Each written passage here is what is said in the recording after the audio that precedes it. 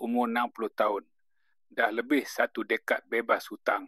Hidup sederhana, berkebun, menulis dan terus belajar.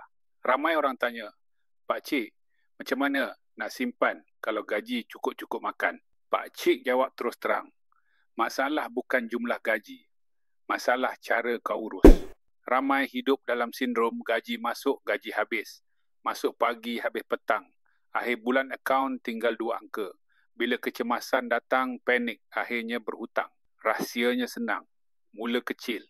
Simpan RM5 sehari atau 5% gaji, auto transfer terus lepas gaji masuk.